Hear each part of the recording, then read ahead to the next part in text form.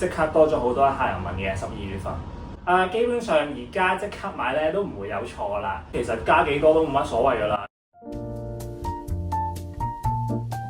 Hello， 大家好，歡迎翻嚟我哋和飲標識嘅 channel。今日我哋咧就會想講下勞力士2026年加價點部署喎。Hello， 我係 Parker 人。咁我哋咧見到12月咧都好多人傳話2026年1月1號勞力士又會加價，究竟堅定流啊？成數有幾高啊？按照勞力士過往幾年嘅習性咧，佢而家喺1月1號就已經加價㗎啦。咁呢個機會率加價機會率咧，應該都達到99%㗎啦。因為我哋都收到好多做深啲嘅朋友嘅資訊咧，佢話都好確實係會加價㗎啦。咁我有聽過話，我哋今年加咗，即係啲金越嚟越升啦，係主要嘅原因。咁其實2026年啦，個加幅係咪因為2025年個金價上漲咧？我認為金標同埋金鋼系列咧，應該都會持續好似舊年嘅升幅咁樣，都會加得多㗎。原因因為金價實在係太誇張。如果冇記錯係由2025年嘅年頭係講緊係2700幾至2900幾蚊一盎司，到去而家12月份咧已經到咗係4300蚊一盎司啦，個升幅係極之誇張嘅。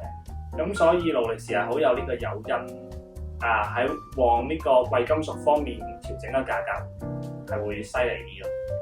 明白。咁但係我哋見到2025年年頭，其實我哋已經加咗一次，點解又咁快又要加嘅咧？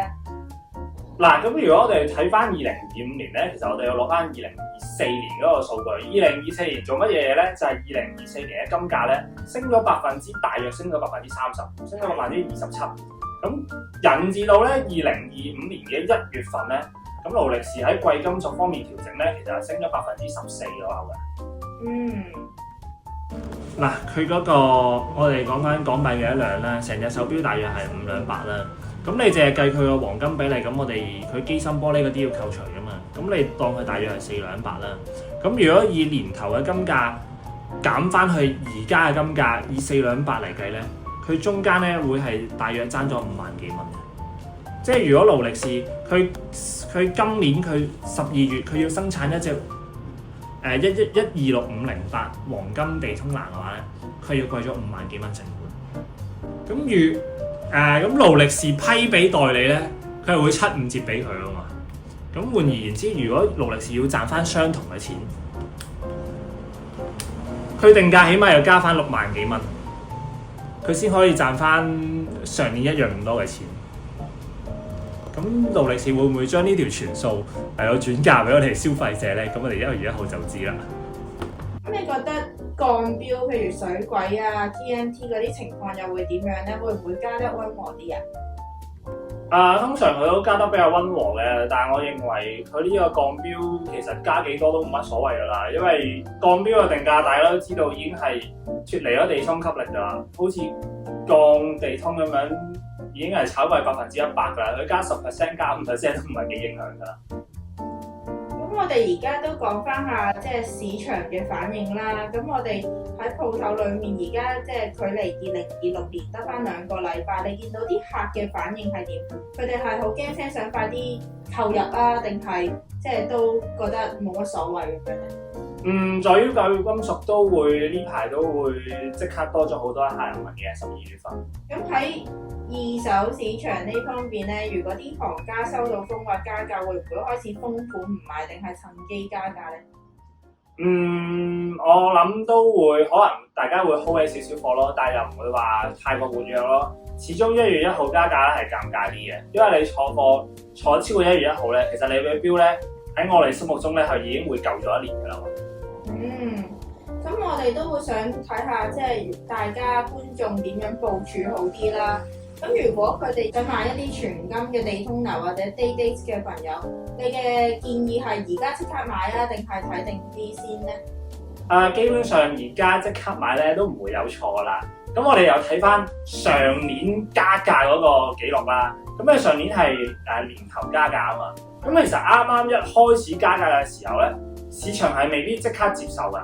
譬如以我上年買過一隻126,508嘅 Poly 紋面為例啦，佢原本定價應該大約35萬幾啦，咁佢一下調升嗰個公價去到39萬幾嘅時候咧，其實第一下咧市場依然都仲係接受緊舊價嘅啫。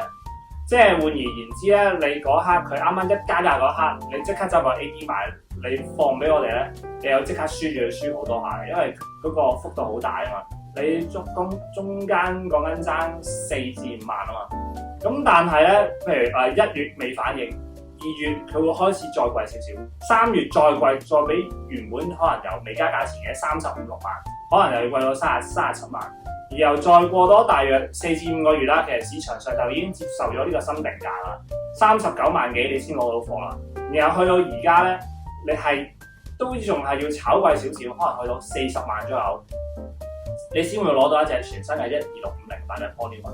所以市場其實係要時間去消化佢呢個加價嘅，唔會話喂我勞力士可能1月1號加5萬，你即刻買貨，即係同 AD 買當然要即刻貴啦。你可能同我哋出邊揾我哋呢啲叫做咩或者可能喺出面買水貨啊，或者好似類似我哋鋪頭咁樣買咧，其實就唔會話一下加4萬嘅，可能略調整咯，可能會即刻貴1-2萬咯。咁有彈藥嘅，當然建議你而家即刻入市啦。無論你全新手錶又好，二手手錶，因為我哋二手亦都好簡單嘅啫。全新上調我哋二手個價格咧，始終都係會跟住新錶個定價嚟到往上嘅。所以有彈藥嘅話，梗係趁12月份之前即刻買啦。咁我哋而家究竟買邊隻會最抵同埋升得最快咧？如果你想升得最快嘅話咧，第一個建議一定係最新款。最新款嘅當然啦，排行榜由全貴金屬開始啦。黃金、玫瑰金，最後先到白金，因為白金始終市場上邊暫時都係冇咁熱門嘅。咁譬如你可以買啲最新款呢一隻126,508、126,505呢一啲最 hit 嘅款咯。錶面當然啦，你原紋落黃金落嗰啲肯定係再犀利啲啦。咁大約你都係要買呢隻最新款126,508款。咁呢啲定價新即係官方價格一升，咁樣全新價格一升，二手就跟住搶㗎啦。呢啲肯定係最貼價嘅。咁如果你再之後啲嘅，如果你你唔想嘥咁多錢嘅，可能買翻上一代少少嘅款。咁 model number 咧就有少少分別啦，就會由126,508轉咗做116,508、126,505，咁就轉係116,505。咁呢隻款都會跟隨住新款嘅上升而去上升嘅。咁呢個係第二梯隊啦。咁然之後咧，我就會覺得咧，再推薦可能就係金鋼款咯。金鋼款定價升，最終個市場都會追得到嘅。咁啊，所以你啲金鋼咧都會明顯地可能你到去出年2026個年底咧，通常我相信呢啲貴金屬同埋呢隻金鋼款咧，個價格都係會比今年升得比較多啲嘅。咁如果你話最唔係太受影響啦，我認為就係呢啲鋼款啦，因為鋼款佢首先通常佢加定價唔會加太多，二來咧佢哋已經係炒得太離地啦，即係你加嗰3幾個 percent 係冇乜意思嘅，因為佢依家係加緊100% 啊嘛，佢比較受呢個市場經濟環境影響會多啲咯。咁所以如果你話想極速買隻錶有機會升值嘅，我一定係推薦你頭3個number126裝嘅運動款，通常佢哋一定會升得好啲。即係你嘅意思係，我哋想趁住呢個加價嘅機會，就有機會賺得最多嘅話，就應該入手呢啲嘅最新款嘅地通拿，冇錯啦，最新款最熱門嘅地通拿膠帶都可以。好，咁所以總結一句啦，就係面對2026年嘅加價傳聞啦，我哋有心水錶未買嘅話，我哋都係應該要抱住一個快啲衝去買嘅心態啦，係咪啊？都係嘅，同埋我個人感覺而家嗰個手錶嘅價格都唔算係太誇張嘅，即係如果你買一隻二手錶嚟講，我覺得都係買得都舒服嘅，依家啲價錢都可以考慮嘅，同埋已經平穩咗好耐啦，相信唔會再有早2年嗰啲暴跌啊咁樣咯。阿師，好啦，咁唔該晒 Parker 今日嘅解釋啦，咁我哋下次再見。